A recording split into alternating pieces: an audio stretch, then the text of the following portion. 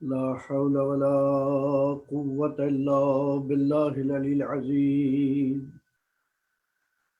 أعوذ بالله من الشيطان اللعين الرجيم. بسم الله الرحمن الرحيم. الحمد لله الذي لا يبلغ مدحته القائلون ولا يحصي نعمه العادون ولا يؤدي حقه المجتهدون الذي لا يدركه بعد الهمم ولا يناله غوث الفتن الذي ليس لصفته حد محدود ولا نعت موجود ولا وقت معدود ولا أجل ممدود. والصلاة والسلام على أهل بيته الطيبين الطاهرين المعصومين. وما قبله سلام منا لا نبينا وحبيب قلوبنا أبي القاسم محمد. اللهم صل على محمد وآل محمد. والصلاة والسلام على أهل بيته الطيبين الطاهرين المعصومين المظلومين المنتجبين المنتخبين المنيبين الهادين المهديين،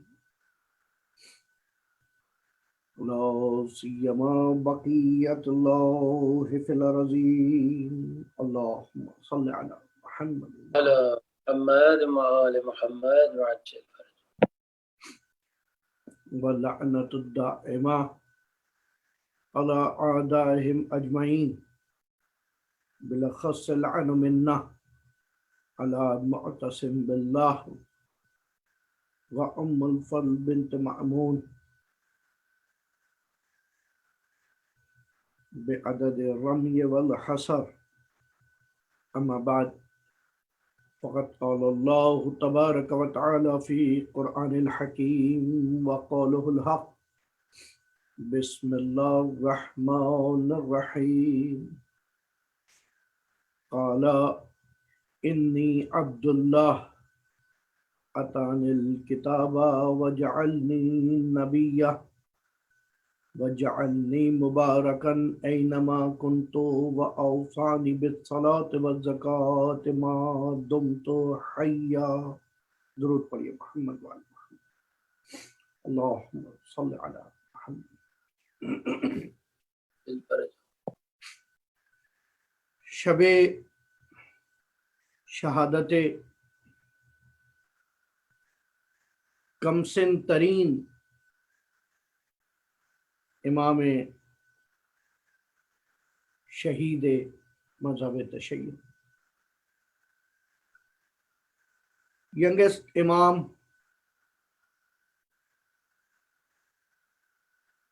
in the all chain of Ahlul Bayt, martyred at the youngest age of 25 or 26.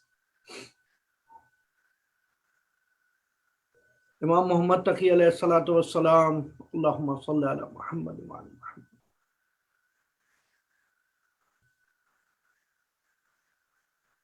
تقریباً 17 سال امام کی مدت امامت ہے، اور اس حساب سے اگر دیکھا جائے تو 8 یا 9 سال کی عمر میں امام منصب امامت پر فائز ہو رہے ہیں. یقیناً آج کا یہ جو ترقی یافتہ دور ہے، آج جب ہم دیکھ رہے ہیں کہ علم اور ہنر اور ٹیکنالوجی اس قدر زیادہ ترقی کر چکی ہے، آج کے دور میں بھی، آج کے اس پڑھے لکھے معاشرے میں بھی، اگر ایک 9-10 سال کا بچہ یہ کہے کہ میں کسی ایک محدود چھوٹی لمیٹڈ قوم یا قبیلے کی سرپرستی کرنا چاہتا ہوں، ہدایت کرنا چاہتا ہوں، لیڈر بننا چاہتا ہوں، تو آج کی بھی یہ فکر باشعور انسانی شاید اس کو آسانی سے قبول نہ کر سکے۔ یہی ایک مشکل امام جواد علیہ السلام کو درپیش تھی۔ اور دوسرا مسئلہ یہ کہ امام تقی علیہ السلام مدینے میں موجود ہیں اور ان کے بابا یعنی امام علی بن موسیٰ رضا علیہ السلام خراسان میں، ایران میں۔ اور یہ فاصلوں کا اندازہ، یہ فاصلوں کا کم اور زیادہ ہونا وقت کے ساتھ ساتھ کم ہو جاتا ہے۔ آج ہو سکتا ہے آپ یہاں سڈنی میں رہنے والوں کے لیے یہ فاصلہ بھی کوئی زیادہ فاصلہ نہ لگ رہا ہو، لیکن اس وقت میں مدینے سے خراسان تک کا سفر ایک اہمیت رکھتا تھا، اور ایک اچھا خاصا طویل عرصہ ہے کہ جس وقت میں لوگ مدینے میں رہنے والے افراد امام رضا علیہ السلام سے ملاقات نہیں کر پا رہے۔ ان ساری چیزوں کو دیکھتے ہوئے گرچہ جس وقت اس فرزند کی ولادت ہوئی ہے، جس وقت اس بچے کی ولادت ہوئی ہے، یعنی امام محمد تقی علیہ السلام، درود پڑھیں فتح محمد اللہم صلی علی محمد، کی ولادت کے وقت امام رضا علیہ السلام موجود ہیں، اور امام نے یہ کہا ہے ھذا المولود الذی لم یولد مولود اعظم برکتا علی شیعتنا من، یہ بچہ جو آج پیدا ہوا ہے اس سے زیادہ باعظمت برکت ہمارے شیعوں کے لیے آج تک کوئی مولود نہیں لے کر آیا۔ اور یہ یقیناً اسی وجہ سے تاکہ اس بچے کی اللہم صلی علی محمد وعلی محمد، یا بعض مقامات پہ امام نے اس طرح سے فرمایا کہ ھذا ابو جعفر، یہ ابو جعفر ہے، کنیت نام امام کی ابو جعفر ہے، اور یہ میری جگہ پر بیٹھے گا، وسیرت مکانی، اور یہ میرے ہی راستے پر چلے گا۔ وقال، امام نے کہا انا اہل البیت یتوارث اصاغرنا عن اکابرنا القضہ بالقضہ، ہم اہل بیت ہیں، ہم وراثت میں ساری چیزیں پاتے ہیں، ہمارے بڑے بھی ہمارے بچے، اور جس طرح سے ہماری وراثت ہمارے پاس ہوتی ہے اسی طرح مکمل ہمارے بچوں تک منتقل ہوتی ہے۔ گویا عمر کے حوالے سے چھوٹے بڑے میں کوئی تفریق نہیں ہے، بلکہ جس طرح سے ہمارے بڑے ہیں اسی طرح سے ہمارے بچے ہیں۔ اور اس بات کا جس وقت امام کی بارگاہ میں سوال کیا گیا کہ یہ کس طرح سے ممکن ہے، تو امام نے خود جو جواب دیا وہ یہ ہے، دو آیتیں امام نے پیش کی۔ پہلی آیت امام نے کہا اطیعوا اللہ واطیعوا الرسول واولی الامر منکم ونحن اولی الامر، خداوند تعالیٰ قرآن میں کہہ رہے کہ خدا کی اطاعت کرو، اس کے رسول کی اطاعت کرو، اولی الامر کی اطاعت کرو، اور ہم اہل بیت اولی الامر ہیں، چاہے ہمارا چھوٹا ہو یا بڑا ہو، جو منصب اولی الامر پہ پہنچے گا اس کی اطاعت ہے۔ اور پھر اس کے بعد کمسنی کی دلیل میں امام نے فرمایا انما یرید اللہ لیذھب عنکم الرجس اہل البیت ویطہرکم تطہیرا، اللہم صلی علی محمد، کہ ہم سب کے سب مصداق آیہ تطہیر ہیں، ہم سب کے سب آیہ تطہیر کے مصداق ہونے کی وجہ سے پاک و پاکیزہ ہیں، ہمارے اندر عصمت یعنی غلطی سے دوری، معصومیت ہمارے اندر بالکل اسی طرح پائی جاتی ہے جس طرح بچے کے اندر انسانیت پائی جاتی ہے۔ گویا جب سے پیدا ہوا ہے جب سے انسان ہے، جب سے پیدا ہوا ہے جب سے معصوم ہے۔ اور امام نے اس کا حکم دیتے ہوئے کہا وہ خانہ خدا جس کی طرف تم سجدے کیا کرتے ہو ہمارے جد کا مقام ولادت ہے، اور نہ اس ولادت کے بعد کسی قسم کی وہاں طہارت کی ضرورت پڑی اور نہ ہی اس کی پاکیزگی کی ضرورت۔ امام اس طرح اپنی عصمت بیان کرتے ہیں، اور نہ صرف یہ بلکہ اس کے بعد مدینے میں جو آ رہا ہے امام سے سوال کرنے ایک قافلہ مدینے پہنچتا ہے.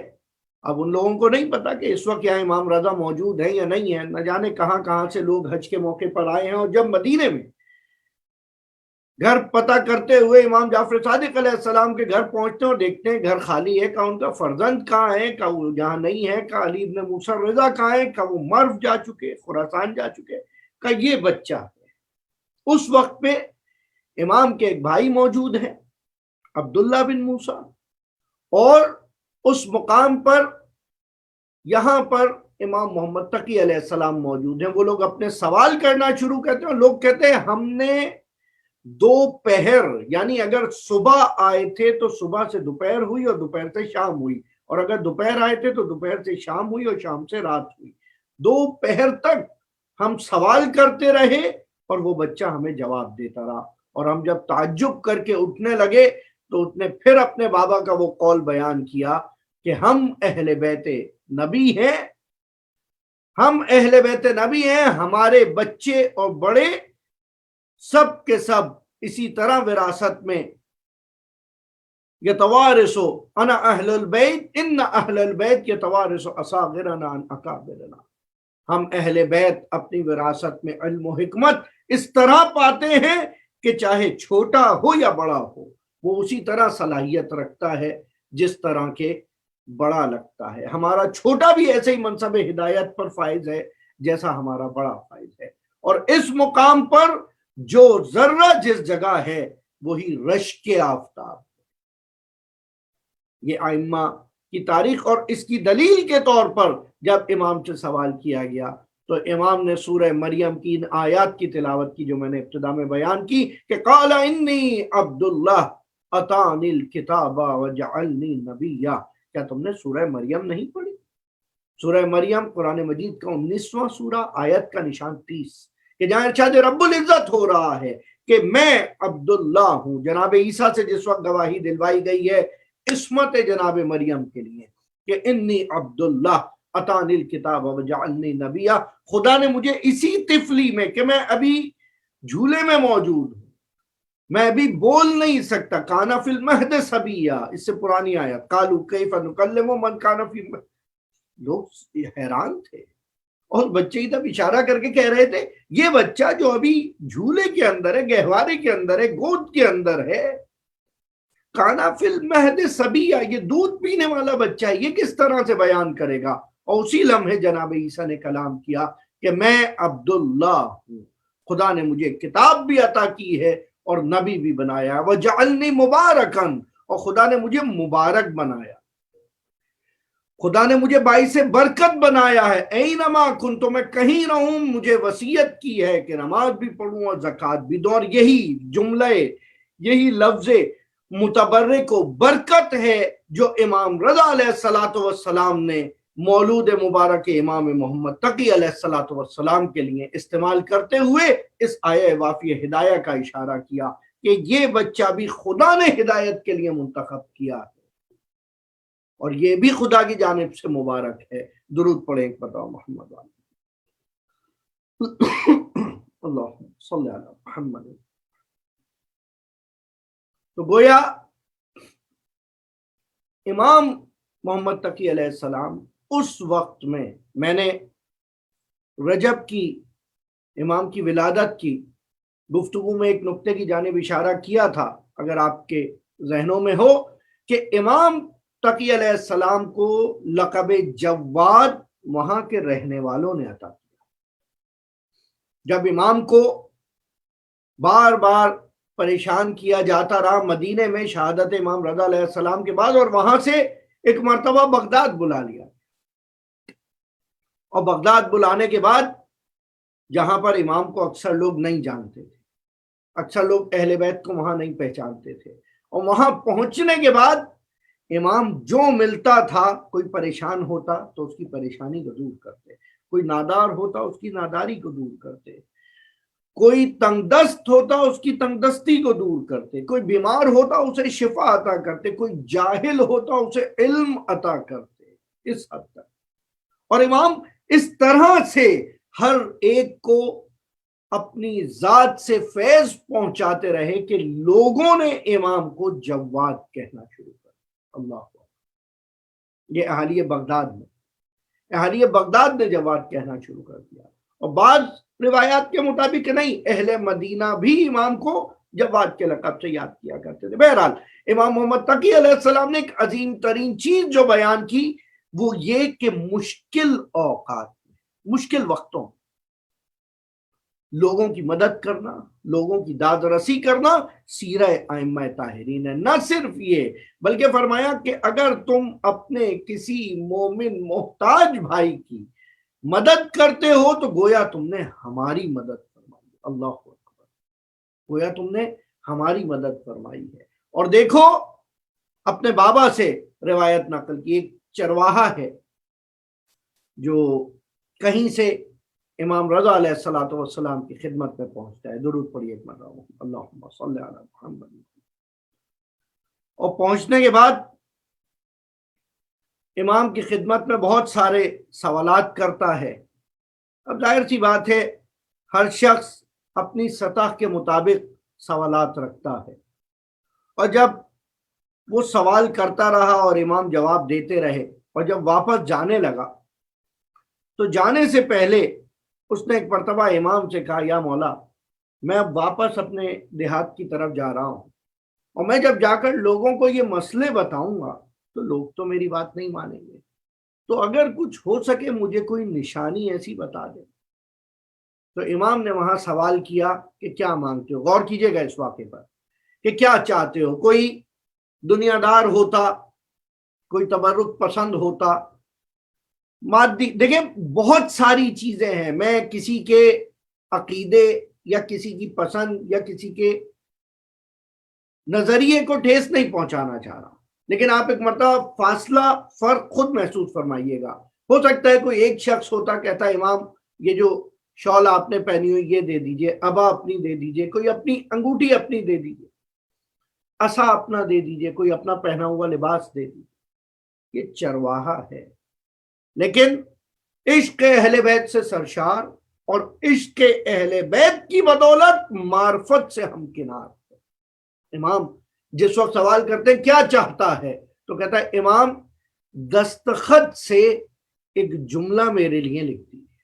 اللہ کمال دیکھیں، مقام معرفت دیکھیں، اپنے ہاتھ سے امام رضا علیہ السلام سے کہہ رہا ہے اپنے ہاتھ سے ایک جملہ میرے لیے لکھ دیے۔ جیسے آج کل ہم لوگ آٹوگراف لیتے ہیں، کسی کا سگنیچر لیتے ہیں، وہ اس وقت یہ سمجھتا ہے کہ جب نوشتہ معصوم کی تحریر میرے پاس ہوگی اس سے بڑی برکت کوئی اور چیز نہیں ہوگی۔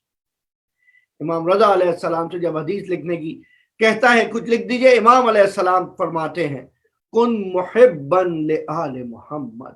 یہ تمام عالم اسلام کے لیے مخصوصاً اس وقت میں ہمارے لیے مشعل راہ ہے۔ کن محبا لآل محمد، آل محمد سے محبت کرتے رہنا۔ وَإِن كُنْتَ فَاسِقًا، بہت بڑا جملہ ہے، وَإِن كُنْتَ فَاسِقًا، چاہے تم گناہ کار ہی کیوں نہ ہو، آل محمد سے محبت کرتے رہنا چاہے تم گناہ کار ہی کیوں نہ ہو۔ وَمُحِبًّا لِمُحِبِّهِمْ، اور آل محمد کے چاہنے والوں سے بھی محبت کرتے رہنا۔ وَإِن كَانُوا فَاسِقِينَ، چاہے ہمارے چاہنے والے گناہ کار ہی کیوں نہ ہو۔ عجیب بات ہے، مولا ایک عام فرد کو جو بادیہ نشین ہے اتنا عظیم جملہ دے رہے ہیں جو آج کے وقت میں ہو سکتا ہے میرے بہت سارے سننے والے افراد کے لیے، ناظرین کے لیے، مومنین کے لیے اس وقت یہ جملہ ہضم کرنا مشکل ہو، سمجھنا مشکل ہو کہ مولا آپ فرما رہے ہیں یعنی کن محبا لآل محمد، آل محمد سے محبت کرتے رہو چاہے تم گناہ کر رہے ہو، اور ہمارے چاہنے والے سے محبت کرتے رہو چاہے وہ گناہ کر رہا ہو۔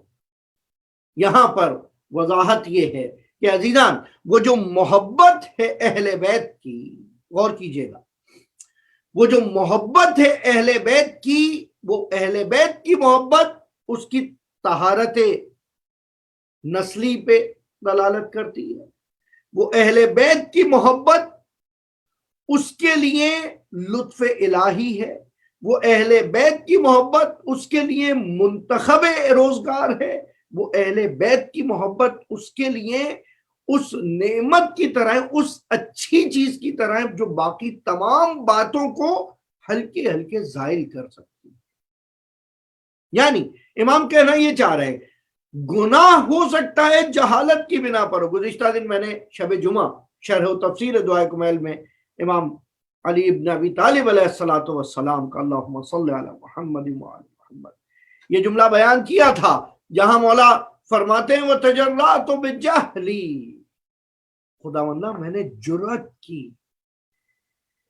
جرأت کی خداوندہ کہ میں تیری بارگاہ میں تیرے کچھ گناہوں کا مرتکب ہو گیا۔ لا الہ الا انت سبحانک و بحمدک، خداوندہ تیرے سوا کوئی معبود نہیں ہے، سبحانک و بحمدک، تو بے نیاز ہے اور میں تیری حمد کر رہا ہوں۔ ظلمت نفسی، میں نے خود اپنے نفس پہ ظلم کیا، دعائے کمیل کے جملہ، ظلمت نفسی، میں نے اپنے نفس پہ ظلم کیا، وتجرأت بجہلی، میں نے جو جرأت دکھائی ہے یہ گناہ کر کے خداوندہ، یہ تیرے مقابلے میں نہیں آ رہا ہوں میں خدا را، میں تیرے مقابلے میں کھڑا نہیں ہو رہا ہوں، میں تیرے حکم سے سرپیچی غرور و تکبر کی بنیاد پہ نہیں کر رہا ہوں، طغیان کی بنا پر نہیں کر رہا ہوں۔ تجرأت بجہلی، یہ میری جہالت ہے جس وجہ سے گناہ ہو گیا، اور اس کی وجہ بعد میں امام بیان کرتے ہیں وَسَكَنْتُ إِلَىٰ قَدِيمِ ذِكْرِي، ذکر کا دی، اور خداوندہ تو نے ہمیشہ میرا خیال رکھا، میں تیری عبادت کروں نہ کروں، میں تیرا شکر کروں نہ کروں، نہ جانے کتنی نعمتیں ایسی تھی جو تو نے مجھ سے سلب نہیں فرمائی، تو مجھے نوازتا چلا گیا، میں تیری راہ سے ہٹتا گیا، اس کے باوجود تیری نعمتیں مجھ پر کم نہیں ہوئی۔ وَمَنَّكَ عَلَيَّ، اور تو مجھ پر منت کرتا رہا، احسان کرتا رہا، اس احسان، اس منت کی وجہ سے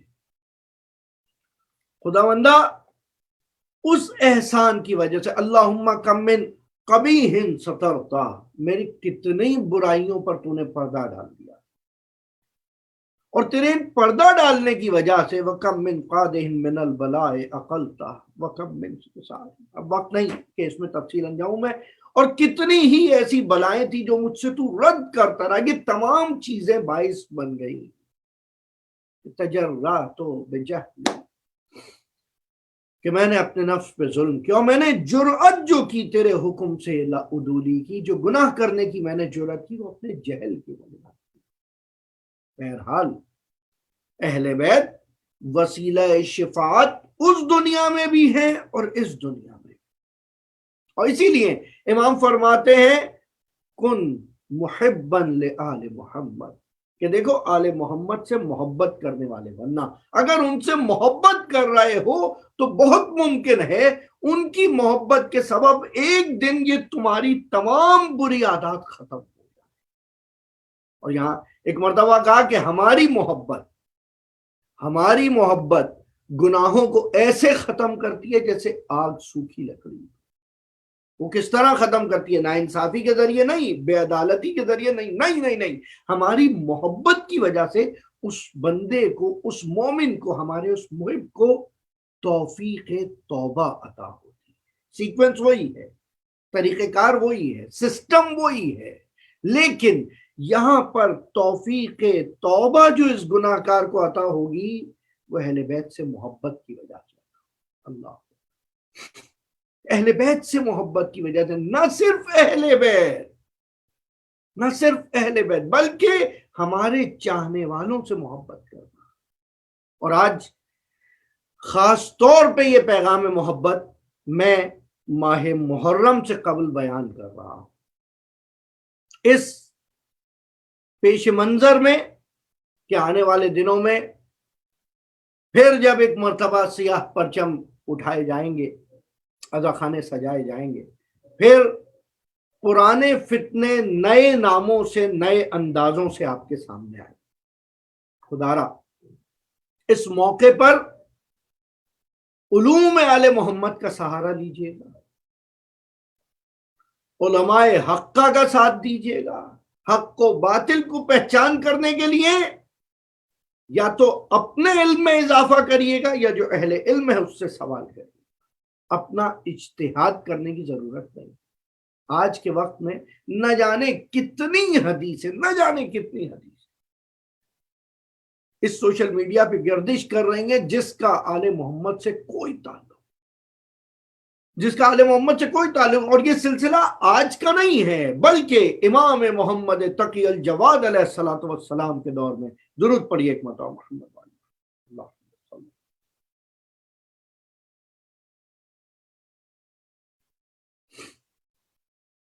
امام کو مامون نے اپنے دربار میں بلایا اور چاہتا یہ ہے کہ اپنی بیٹی ام الفضل سے امام کا عقد کیا جائے، نکاح کیا جائے۔ اب یہ بھی کمال ہے،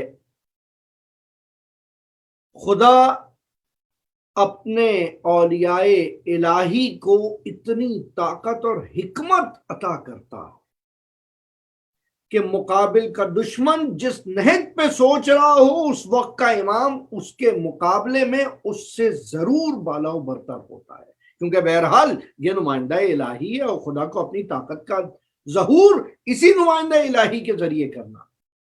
اگر یہ نمائندہ الہی ہار جائے، بھلے موسیٰ کو فرعون کے دربار میں چھوڑے جانے والے اژدہوں سے خوف آ رہا ہو، ارشاد رب العزت ہوگا موسیٰ خوف کی ضرورت نہیں ہے، یہی عصا جو تمہارے ہاتھ میں اسے زمین پہ پھینک۔ خدا تسلی بھی دیتا ہے، تشفی بھی دیتا ہے، اور وہ جناب موسیٰ تھے۔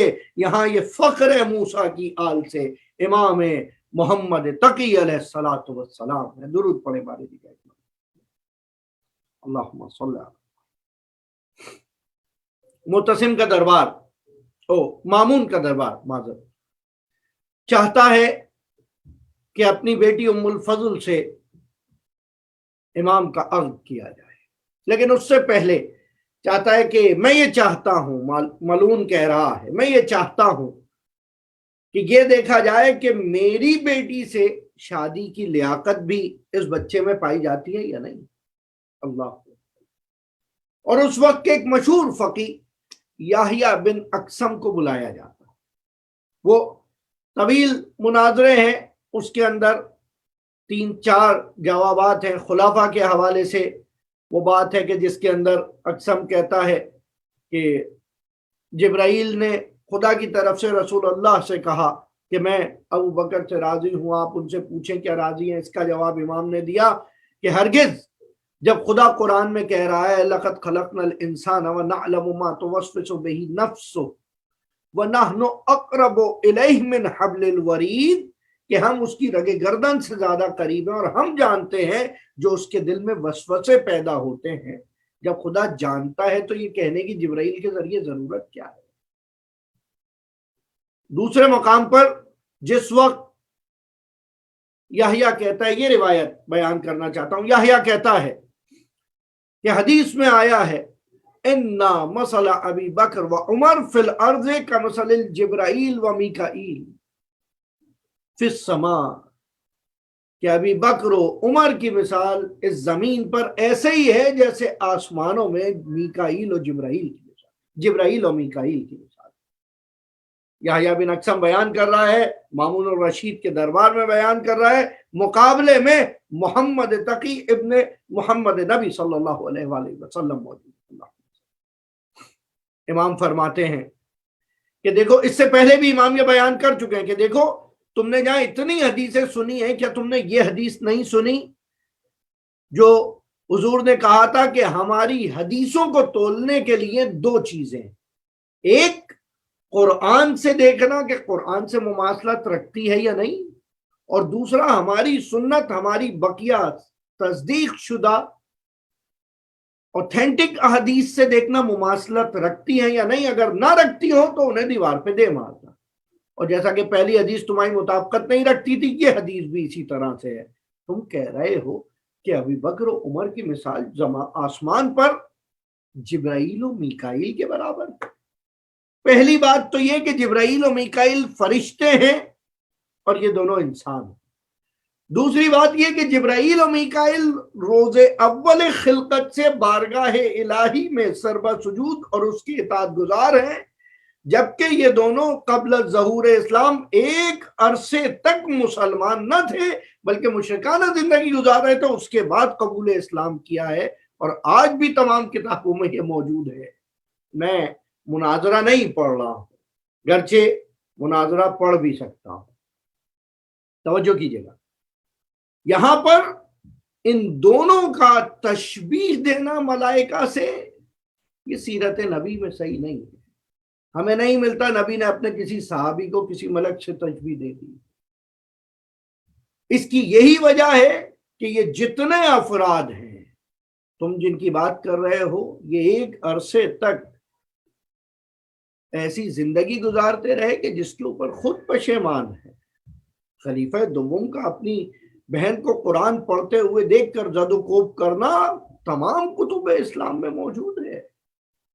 جیسے ہی یہ بات ہوئی فوراً ابن اقسم کہتا ہے اچھا بہرحال اب اس بات کو چھوڑ دیا جائے اور مجھے یہ بتاؤ کہ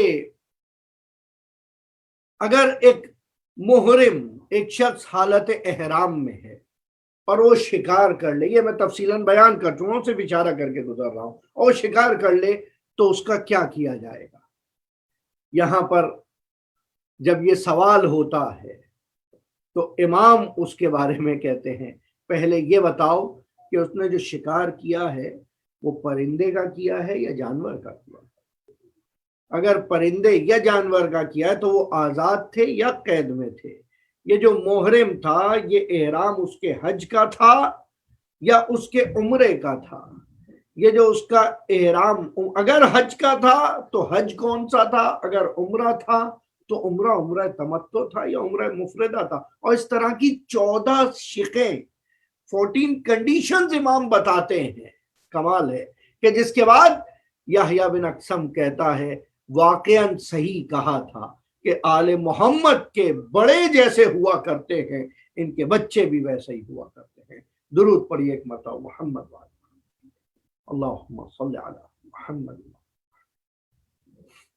تو یہ طریقہ کار امام نے اس وقت یہ بیان کیا، اور یہی صورتحال آج ہے۔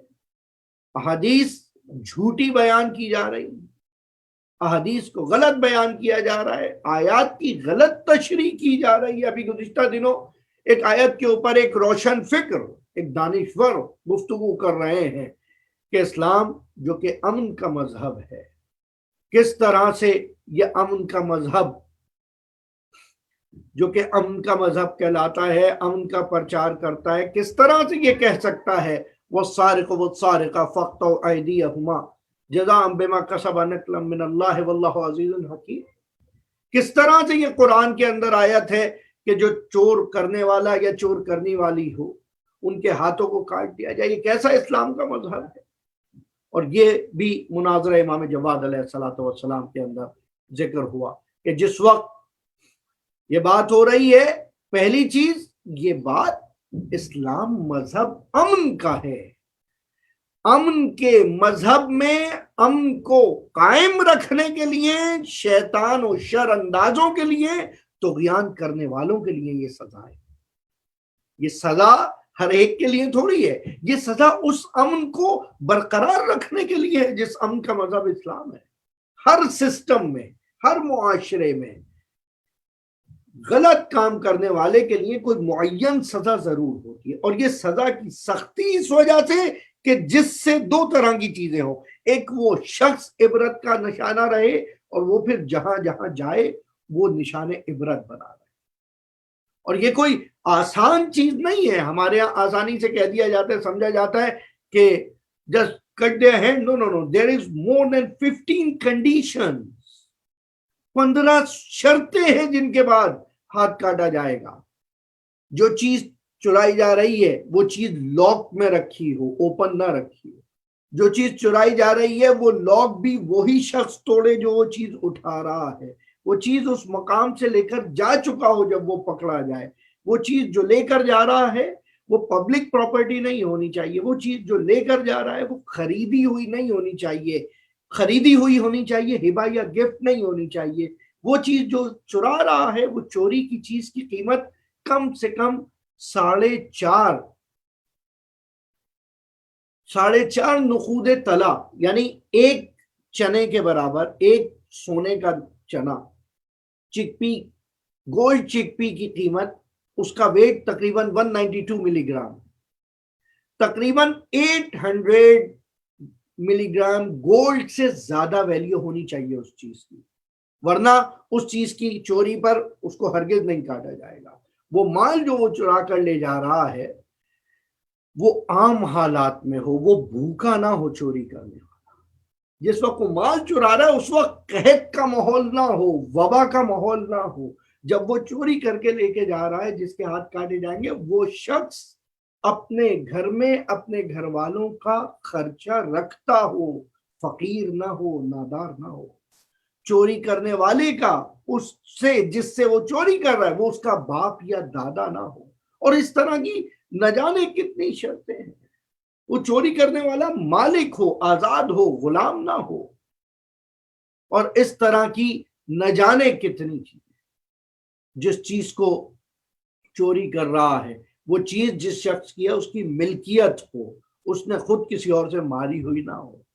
یہ اتنی شرائط پائی جائیں گی، اس کے بعد یہ ہوگا کہ اب اس کے ہاتھ کاٹے جائیں گے۔ ہی ایک واقعہ معتصم کے دربار میں آیا۔ اب مختلف مذاہب کے لوگ ہیں، سب پریشان ہیں، کوئی کہہ رہا ہے یہاں سے ہاتھ کاٹ دیں، کوئی کہہ رہا ہے کلائی سے کاٹ دیں، کوئی کہہ رہا ہے کوہنی سے کاٹ دیں۔ پھر ایک مرتبہ امام محمد تقی علیہ الصلوۃ والسلام کو بلایا جاتا ہے۔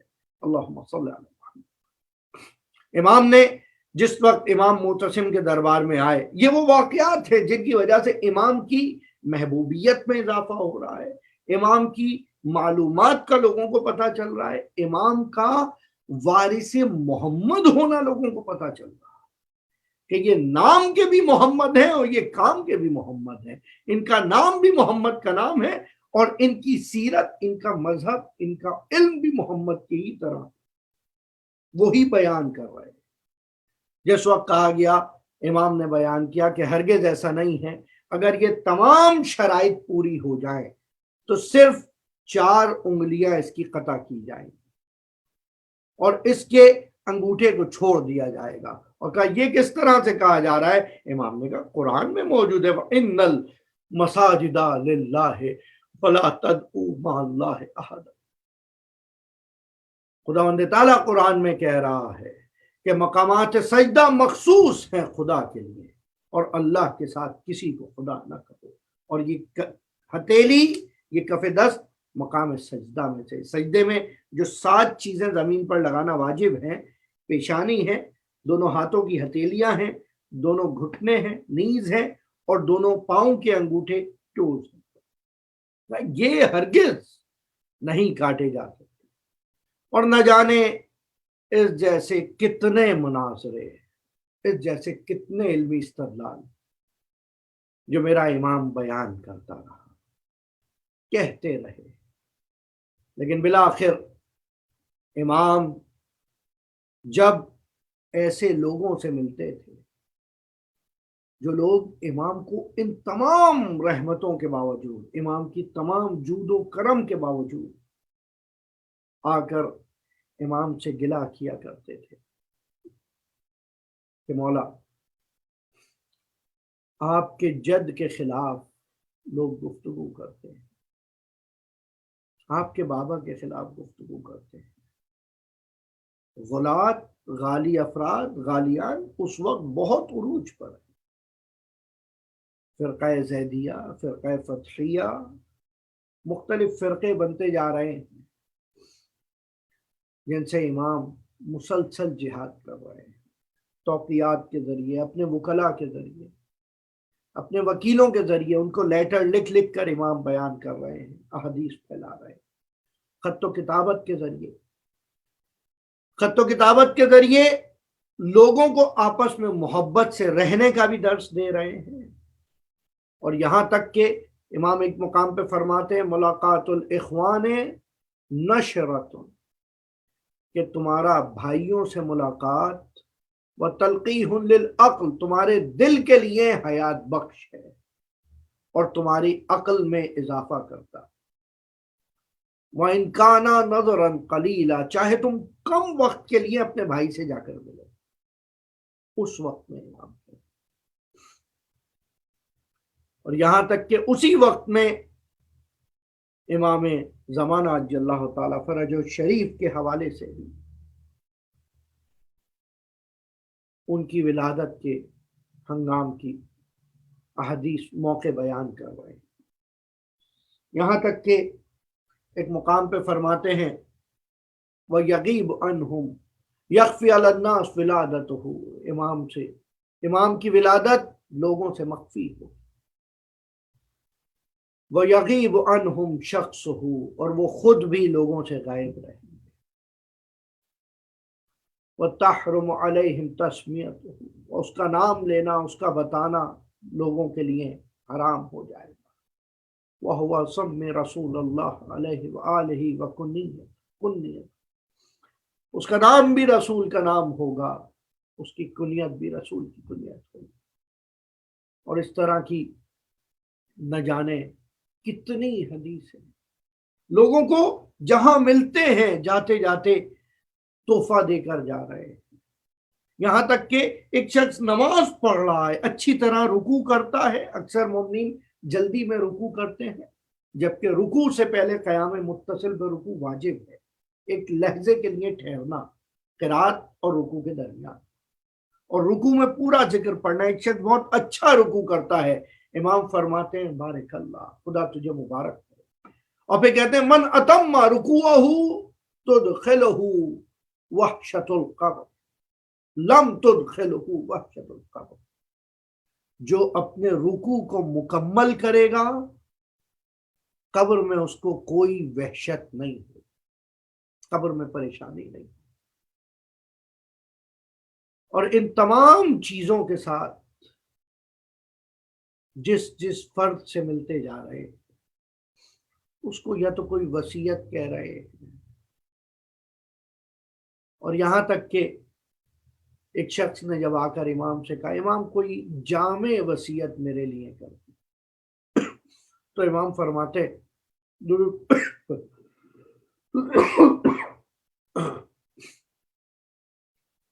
امام فرماتے ہیں سن نفسک، سواد سے سن نفسک ان آر العاجلہ و نار العاجلہ، کہ دیکھو اپنے آپ کو،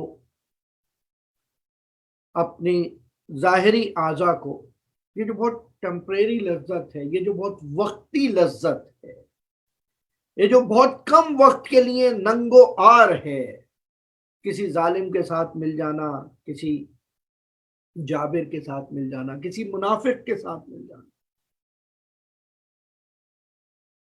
دین کے خلاف کوئی بات کرنا، جو بات نہیں جانتے اس کے خلاف کوئی بات کرنا، جس حدیث کا علم نہیں اس کے بارے میں کوئی بات کرنا، کہ دیکھو جب یہ تمام جو ٹیمپریری بہت ہی وقتی لذتیں، گناہ کی لذت کی جو کہ بہت کم لذت، دیکھو اس لذت سے بچو آر العاجلہ جو بہت جلدی چلی، ونار العاجلہ تاکہ طویل مدت کے عذاب دوزخ سے محفوظ رہ جاؤ۔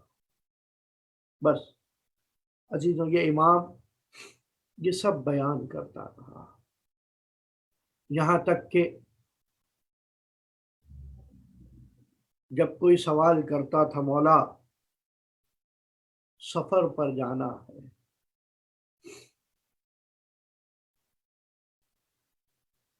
لوگ کربلا کی زیارت کے لیے جاتے ہوئے آتے تھے،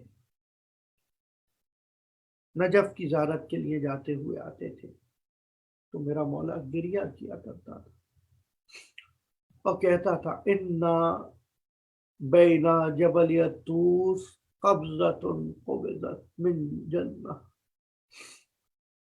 کہ دیکھو طوس میں دو پہاڑوں کے درمیان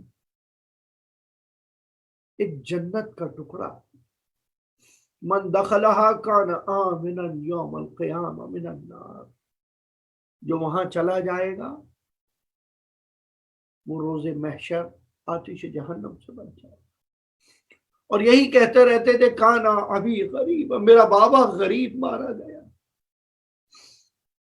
میرا بابا غریب مارا گیا، کیونکہ ایسے شہر میں لے گئے جہاں ان کا کوئی جاننے والا نہ تھا۔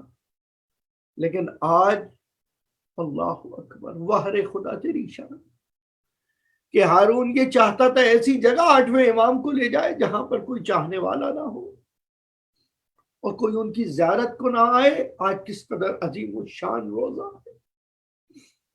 یہاں امام تقی علیہ السلام گرچہ اپنے عرب زمین پر ہیں لیکن عراق بھی کہیں قریب نہ تھا، اور جب عراق میں ایسا وقت آیا کہ ایک ایک کر کے لوگ مخالف ہونے لگے، یہاں تک کہ میرے مولا کو زہر دیا گیا۔ معتصم باللہ لعنت اللہ علیہ نے جس وقت زہر دلوایا اور زہر اثر دکھا رہا ہے، اس وقت مولا گریہ کر رہے ہیں۔ امام تقی علیہ السلام نے عزاداری کے حوالے سے جو حدیث بیان کی ہیں، جن میں سے ایک حدیث اکثر ہم لوگ پڑھا کرتے ہیں کہ ہمارے شیعہ ہماری خوشی میں خوش ہوتے ہیں اور ہمارے غم میں غم بناتے ہیں۔ ہاں جی، ہاں شیعہ، یہ وہی امام جو کہ 25 یا 26 سال کی عمر میں، اللہ کیا عمر ہوتی ہے، بارے ہدایت امت دوش پر، اور لیکن اس کے باوجود زہر دیا جا رہا ہے۔ اب زہر اثر دکھا رہا ہے، امام گریہ کرتے جاتے ہیں، اور یہاں تک کہ امام نے نمازیں پڑھنا شروع کی۔ امام کے ایک صحابی نزدیک موجود ہے جو حالت دیکھ کر کہتے ہیں آقا اس حالت میں مجھ سے آپ کا درد برداشت نہیں ہو رہا۔ امام جواد فرماتے ہیں یہ درد اس درد کے مقابلے میں کچھ نہیں جو میرے جد نے برداشت کیا، جو میرے اجداد برداشت کر گئے۔ کہ مولا آپ یہاں عالم غربت میں ہیں، یہاں پر آپ کو لوگ نہیں جانتے۔ میں کہوں گا یہ غربت ہے تو مدینہ تو اپنوں کا تھا، وہاں مدینے میں کون ہے؟ مدینے میں کون ہے جو قبر زہرا پہ چراغ جلا دے؟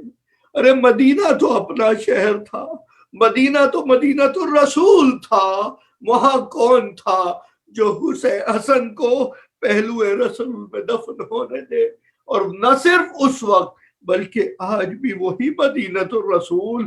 ایک طرف نگاہ کرو تو وہ سبز گنبد کہ جہاں مسلمانوں کی لائنیں لگی ہیں، قطاریں موجود ہیں، نماز پڑھنے کے مشتاق ہیں، روضۃ الجنہ پہ جا کے نماز پڑھنا چاہتے ہیں، اور ایک وہ مقام ہے کہ جہاں خاتون جنت کی قبر ہے اور نامعلوم ہے ایک ویران قبرستان بقیع۔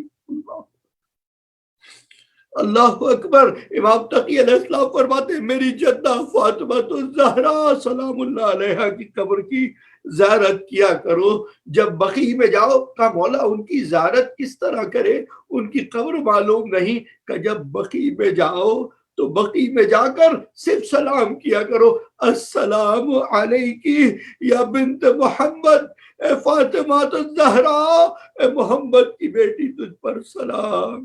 اور یہی امام یہاں تک کہ انا للہ و انا الیہ راجعون کی صدائیں بلند ہوئی ہیں۔ ایک مرتبہ پھر بغداد سوگوار ہوا۔